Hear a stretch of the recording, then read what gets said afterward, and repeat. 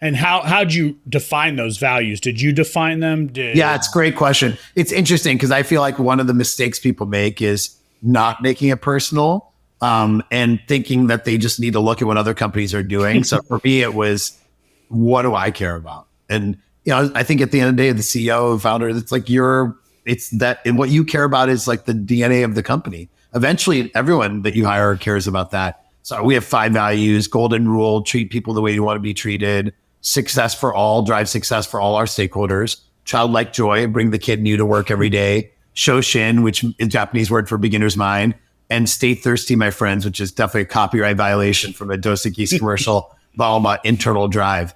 And so we've got these 5 values. They're kind of quirky, and they're like ours. Very memorable. Like, Very memorable. they're my values, like my life too. So it's actually, I think that's what I tell CEOs is, the only way to have good culture is make it something you truly care about. If you make it like, oh, I read a blog post from somebody else, it's going to be a total sham. And how do you reinforce those values, on a day-to-day basis or month-to-month basis? Like how do you do it in hiring? How do you do it for the team that's there today? Yeah, I mean, there's some of it. What's kind of nice is over time, it just becomes in the water. So you actually don't have to even like do anything. Like if you were at a Gainsight meeting, I'd almost guarantee, internal, external, somebody would use one of those values. Like almost guaranteed. Like my guess is it's 95% of meetings. But a couple of tactics that have worked well for folks that are kind of like maybe earlier on that journey. The number one is like truly caring about it. So like, whatever as a CEO you care about will naturally come out in meetings, right? It'll naturally be reinforced. It's not like you have to think about it.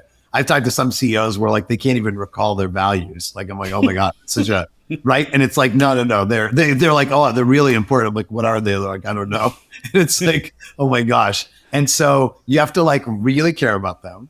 And then a couple of things I think that are really helpful. Number one, obviously in your employee onboarding, like when I do we have employee onboarding, probably everyone does the same thing. Different people come present and all that, right? And mine is 100% of our values and culture. That's all. I don't have anything else.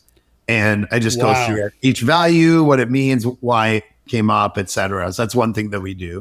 A second thing we do is in every all hands, we talk about them, but also not just every all hands, those are every quarter. I have a Sunday night email every Sunday night, which I've proud to say I've sent across Gainsight and even past companies for the last 20 years, every Sunday night. So that's what I do on Sunday nights, by the way, way less fun. Wow. And in that, I also talk about the values inherently. And then, so I'm kind of reinforcing constantly onboarding, employee communications, et cetera. But then one thing I did recently, like a couple times the last few years, I started hearing, oh yeah, Nick, you care about the values, but some of your leaders don't, which kills me. And so I started to do a survey, and I'm not a big fan of anonymous surveys. In general, I don't do them. But for this one, I'm like, anonymously rate every leader of the company on how they live up to each value and give me comments. And by the way, it's not easy for the leaders to like have that happening. But also, I'm like, if the leader's not living up to the values, I need to know. And so honestly, David, I learned a lot. Learned a lot about what I don't know, which I felt embarrassed I didn't know, and definitely led to making changes. And so that's something that's really important, is assessing leaders. I think at the end of the day, one way to kill the values is to have leaders who truly don't live them. Even if the CEO believes in it, it kills the values and just the belief these values matter. And then the last thing I would say is on interviewing, you were just mentioning that's a common thing. I don't think it's actually, at least for us, it's never been like, oh, there's one question for each of these values.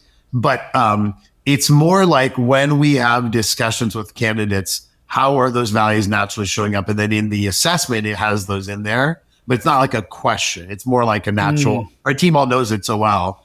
One thing where it really shows up well though is we, at the end of most interviews, especially senior ones, we have people do a presentation, and then there's a group of people assessing. Afterwards, you can kind of see a lot of the values in that presentation, right? I think one-on-one's actually quite harder, but in a group setting, you can kind of, multiple people saying, oh, they didn't really apply the golden rule the way they treated us, or they didn't have a lot of insights. You know what I mean? So those are some ideas. Wow. That anonymous survey on the leaders, I like that though. I like that a It's lot. interesting. I don't think all my leaders loved it, to be totally honest with you, but I think it's the right thing to do. So, Yeah, yeah, wow. Well, it's because at the scale that you're at, it is impossible to know oh my god, everything that's dude, it's happening. I so mean, hard. We're like more than 1,000 people. I'm like, how do I? I have no idea what's happening.